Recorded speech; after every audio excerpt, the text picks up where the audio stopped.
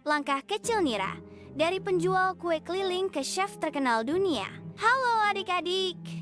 Hari ini kakak mau bercerita tentang seorang anak perempuan hebat bernama Nira. Ia tinggal di gang sempit di pinggiran kota bersama ibunya yang bekerja sebagai penjual kue keliling. Setiap pagi sebelum matahari benar-benar terbit, Nira membantu ibunya mendorong gerobak kayu kecil yang berisi kue-kue buatan tangan. Meski masih mengantuk dan udara pagi terasa dingin, wajah Nira selalu penuh semangat. Nira tidak hanya membantu ibu menjajakan kue, tapi juga memperhatikan bagaimana ibu mencampur tepung, gula, dan perasa hingga menjadi jajanan yang disukai warga sekitar. Ia mulai belajar mengenali aroma kue yang matang, suara kuali saat digoreng, dan sentuhan lembut pada adonan yang pas. Diam-diam, Nira memendam mimpi besar. Ia ingin jadi koki terkenal. Ia ingin membuat masakan yang bisa menghangatkan hati siapapun yang mencicipinya, seperti kue buatan ibu. Tapi, adik-adik, Nira tahu bahwa untuk meraih mimpi itu, jalannya tidak akan mudah. Ia hanya punya peralatan sederhana dan waktu yang sempit.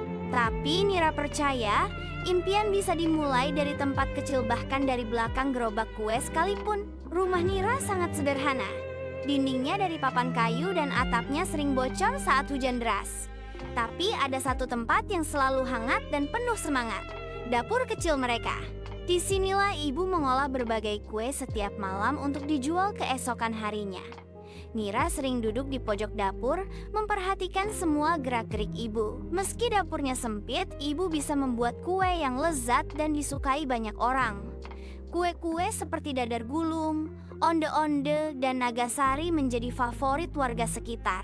Nira selalu bertanya tentang bahan-bahan dan cara membuatnya. Ia tak pernah bosan mendengar penjelasan ibu dan sesekali mencoba membuat kue versinya sendiri meski sering gagal. Dari tempat kecil itu, Nira belajar bahwa rasa tidak hanya berasal dari bahan yang mahal, tapi dari hati yang tulus, niat yang baik, dan cinta yang dituangkan dalam setiap adonan. Nira menyadari bahwa meskipun mereka hidup dalam keterbatasan, rasa dalam kue buatan ibu tidak kalah dari toko-toko besar di kota. Setelah membantu ibu berjualan, Nira segera bergegas ke sekolah. Seragamnya tidak baru dan kadang sedikit kebesaran, tapi ia memakainya dengan bangga. Di sekolah, Nira dikenal sebagai anak yang rajin dan suka membantu. Ia tidak pernah malu bercerita tentang pekerjaannya membantu ibu menjual kue. Justru teman-temannya sering bertanya, "Kue apa yang kamu bawa hari ini, Nira?" Pelajaran favorit Nira adalah IPA. Ia tertarik saat belajar tentang panas, perubahan bentuk benda, dan reaksi bahan. Ia selalu mengaitkan pelajaran itu dengan kegiatan memasak di rumah. "Kalau tepung dipanaskan bisa jadi apa ya?" tanyanya pada guru dengan mata berbinar. Guru pun kagum melihat semangat belajarnya yang tinggi. Saat istirahat, Nira sering membuka bekalnya yang berisi potongan kue sisa dagangan.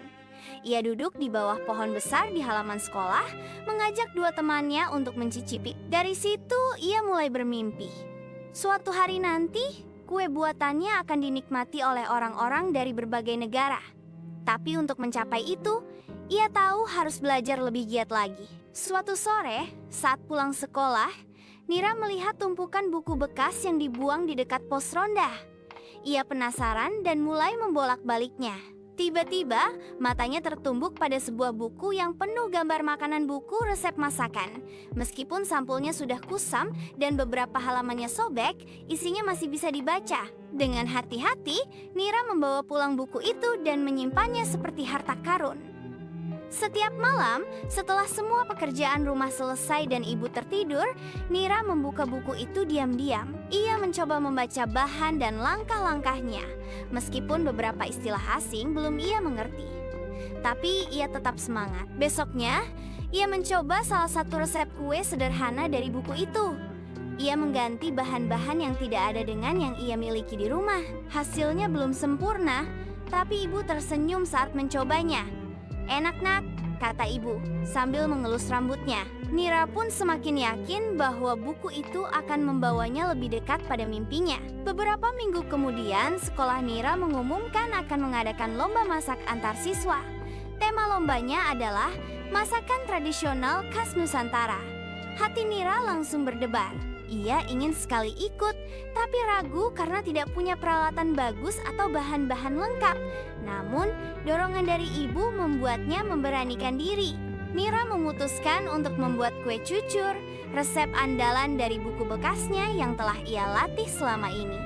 Malam sebelum lomba, ia dan ibu berlatih bersama di dapur kecil itu. Meski listrik sempat padam, mereka tetap melanjutkan dengan cahaya lilin. Bau harum kue menyebar ke seluruh rumah, membuat tetangga pun ikut penasaran. Hari lomba pun tiba. Dengan tangan gemetar tapi semangat membara, Nira mengaduk adonan dan menggoreng kue di depan juri. Ia menjelaskan asal-usul kue cucur dan bagaimana ia belajar membuatnya.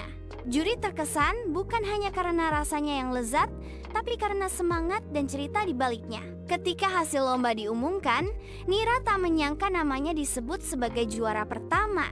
Matanya langsung berkaca-kaca.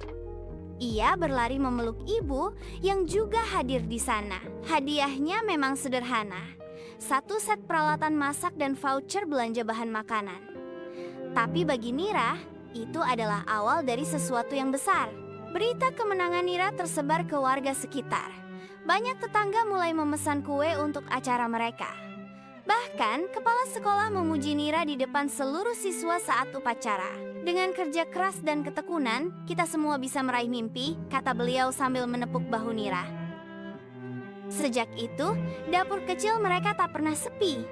Nira makin rajin bereksperimen mencoba resep baru, mencatat, dan terus belajar. Ia juga mulai mengumpulkan uang hasil jualan kue untuk menabung demi masa depan. Suatu hari tetangganya yang seorang pemilik warung kopi kecil menyarankan agar Nira mulai menjual kuenya secara online. Zaman sekarang, semua bisa lewat HP Nira, kata Kakak Reni sambil menunjukkan aplikasi jualan makanan. Nira penasaran, lalu minta tolong Kakak Reni untuk mengajarinya. Dalam waktu singkat, Nira membuat akun media sosial sederhana untuk tokonya, Dapur Nira. Ia memotret kue-kue buatannya dengan kamera HP tua milik ibu. Ia tulis sendiri deskripsi kuenya, lengkap dengan cerita singkat asal-usul resepnya. Ternyata, banyak orang suka membaca ceritanya dan tertarik memesan. Pesanan mulai berdatangan bukan hanya dari tetangga, tapi juga dari luar kecamatan. Setiap sore, Nira mengantar pesanan dengan sepeda pinjaman. Meski lelah, hatinya selalu hangat melihat wajah senang para pembeli. Namun, perjuangan tidak selalu mulus. Suatu hari, Nira mengalami kecelakaan kecil saat mengantar pesanan. Sepedanya tersenggol motor dan kuenya jatuh ke jalan.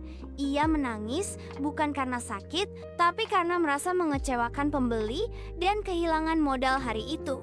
Ibu menenangkannya dan berkata, "Gagal sekali bukan berarti kamu akan gagal selamanya." Kalimat itu menguatkan Nira. Ia menghubungi pembeli dan menjelaskan apa yang terjadi, lalu menawarkan mengganti dengan kue baru. Pembelinya justru memuji kejujuran Nira dan tetap memesan lagi. Dari kejadian itu, Nira belajar bahwa kejujuran dan ketekunan adalah kunci. Ia jadi lebih hati-hati dan semakin semangat memperbaiki usahanya. Suatu pagi, guru IPA Nira datang ke rumah membawa kabar mengejutkan. Salah satu yayasan pendidikan memberikan beasiswa khusus untuk anak-anak berprestasi dari keluarga kurang mampu. Guru tersebut telah mendaftarkan Nira tanpa sepengetahuannya. Nira menangis saat membaca surat dari yayasan itu. Ia diterima di sekolah kejuruan kuliner ternama di kota. Sekolah itu memiliki dapur lengkap, guru-guru profesional, dan bahkan magang di hotel berbintang. Nira tak pernah membayangkan bisa sekolah di tempat seperti itu. Ibu memeluknya erat. "Impianmu makin dekat, Nak," bisiknya. Sejak hari itu, Nira makin giat belajar, berlatih, dan membantu ibu. Ia tahu ini adalah tangga besar menuju cita-citanya. Hari pertama sekolah kuliner adalah hari paling berkesan bagi Nira. Ia naik bus sendirian ke kota, membawa tas dan bekal dari ibu. Saat memasuki gerbang sekolah, ia tertegun melihat dapur luas yang dipenuhi alat-alat canggih. Ia merasa kecil, tapi juga sangat bersemangat. Ia berkenalan dengan teman-teman baru yang berasal dari berbagai kota. Meski awalnya minder, Nira segera menunjukkan keahliannya. Setiap kali ada praktik membuat kue, hasil buatan Nira selalu menarik perhatian guru. Mereka heran bagaimana anak dari kampung bisa membuat kue dengan cita rasa seimbang. Nira menjawab dengan senyum, "Saya belajar dari dapur sempit ibu saya." Dan dari situlah kisah perjuangannya mulai dikenal oleh lebih banyak orang. Di semester kedua sekolah kuliner, Nira mendapatkan kesempatan magang di sebuah hotel berbintang di pusat kota. Ia gugup sekali. Ini adalah pertama kalinya ia berada di lingkungan yang begitu mewah dan profesional. Semua staf mengenakan seragam rapi, alat-alatnya bersih mengkilap, dan ritme kerja sangat cepat. Namun, Nira tidak menyerah. Ia belajar memperhatikan setiap detail. Bagaimana cara chef kepala memotong bahan dengan presisi, bagaimana plating disiapkan dengan penuh seni, dan bagaimana disiplin dijaga di dapur. Ia mencatat semua hal itu dalam buku kecil yang selalu dibawanya kemanapun. Suatu hari, saat seorang chef absen, Nira diminta menggantikannya membuat hidangan penutup untuk tamu VIP. Ia membuat kue lapis dengan sentuhan resep dari kampungnya. Ketika tamu itu memuji hidangan tersebut, chef kepala bertanya, "Siapa yang membuat ini?" Dan Nira pun mulai dikenal di dapur itu. Beberapa bulan setelah magang, nama Nira mulai dibicarakan di antara para koki muda. Salah satu mentor di sekolahnya, Chef Harun, mengusulkan agar Nira mengikuti kompetisi kuliner tingkat nasional untuk pelajar. Kompetisi itu sangat bergengsi dan pesertanya berasal dari seluruh Indonesia. Awalnya, Nira ragu. Apa aku cukup hebat? Aku hanya anak dari gang sempit. Tapi Chef Harun meyakinkannya, "Kamu bukan hanya hebat, kamu istimewa. Karena kamu masak pakai hati." Dengan dukungan ibu dan teman-teman, Nira pun mendaftar. Ia berlatih keras selama berbulan-bulan. Setiap malam, ia mencoba resep baru dan menyempurnakan platingnya. Ia juga belajar berbicara di depan juri dan menceritakan kisah di balik setiap hidangan. Karena bagi Nira, setiap makanan punya cerita. Hari perlombaan tiba. Nira berdiri di panggung besar, dikelilingi peserta dari berbagai daerah, dengan dapur terbuka dan juri internasional yang mengamati setiap gerakan. Ia merasa gemetar, tapi juga bangga. Saat waktunya tiba, Nira memasak dengan tenang. Ia membuat kue hati ibu, perpaduan antara kue cucur tradisional dan sentuhan modern dengan saus karamel jahe dan topping kelapa parut renyah. Ia memperkenalkan kue itu dengan cerita perjuangan ibunya yang membuat kue dengan lampu lilin dan cinta tanpa batas. Saat juri mencicipinya, ada keheningan sejenak, lalu senyum, dan akhirnya tepuk tangan. Salah satu juri bahkan berkata, "Saya bisa merasakan cinta dalam makanan ini." Setelah 3 tahun belajar dan bekerja di luar negeri, Nira pulang ke Indonesia. Tapi bukan sebagai anak kampung lagi. Ia pulang sebagai koki muda berbakat yang telah menjuarai kompetisi internasional dan memiliki pengalaman dari dapur dunia. Saat tiba di kampung halamannya, ia disambut oleh warga dengan spanduk, tumpeng, dan pelukan hangat. Nira menitikkan air mata melihat ibu berdiri di depan rumah mereka, masih dengan senyum hangat yang sama. Ia bertekad membuka sekolah memasak gratis untuk anak-anak dari keluarga kurang mampu. Supaya anak-anak seperti aku dulu bisa punya kesempatan yang sama, katanya. Nira membangun Dapur Nira, sebuah ruang komunitas dengan dapur lengkap, bahan-bahan lokal, dan guru-guru yang mau mengajar dengan sukarela. Ia mengajarkan anak-anak cara memasak, tetapi juga cara bermimpi. Setiap Jumat, ia duduk bersama anak-anak, mendengarkan cerita mereka, dan menyemangati mereka dengan kisah hidupnya sendiri. Ia berkata, "Tidak apa-apa hidup susah, tapi jangan pernah berhenti bermimpi." Dalam waktu setahun, Dapur Nira sudah mencetak puluhan anak yang kini bisa membantu orang tua mereka dengan usaha kue kecil-kecilan. Dengan uang hasil usahanya, Nira akhirnya merenovasi rumah kecil mereka. Dindingnya kini kokoh, atapnya tak lagi bocor, dan dapurnya bersih dan terang. Tapi Nira tetap menyisakan satu sudut dapur seperti aslinya, tempat ia dulu belajar memasak di bawah cahaya lilin bersama ibu. Di sudut itu, ia meletakkan foto besar ibu dan dirinya waktu kecil, lengkap dengan tulisan, "Disinilah semua dimulai." Ibu tersenyum sambil berkata, "Bukan rumahnya yang membuatku bahagia, tapi hatimu yang selalu pulang." Kisah Nira pun mulai ditulis dalam buku, diangkat ke film dokumenter, dan dijadikan bahan pelajaran di beberapa sekolah. Tapi yang paling membahagiakan bagi Nira adalah ketika ia menerima surat dari seorang anak kecil, isinya, "Kak Nira, aku ingin jadi koki seperti kakak. Aku juga bantu ibu jualan di warung. Terima kasih sudah membuatku semangat." Nira menyadari bahwa keberhasilannya bukan untuk dipamerkan, tapi untuk dibagikan. Ia mulai aktif menjadi pembicara di seminar anak-anak, motivasi remaja, dan pelatihan usaha mikro. Hari ini, dapur Nira bukan hanya sebuah tempat memasak, tapi menjadi tempat belajar, bermimpi, dan tumbuh. Anak-anak dari berbagai daerah datang belajar di sana. Beberapa bahkan sudah membuka usaha makanan sendiri. Nira berdiri di dapurnya, menatap cahaya matahari pagi masuk dari jendela. Ia tersenyum, mengingat saat dulu ia dan ibu mendorong gerobak kue di gang kecil itu.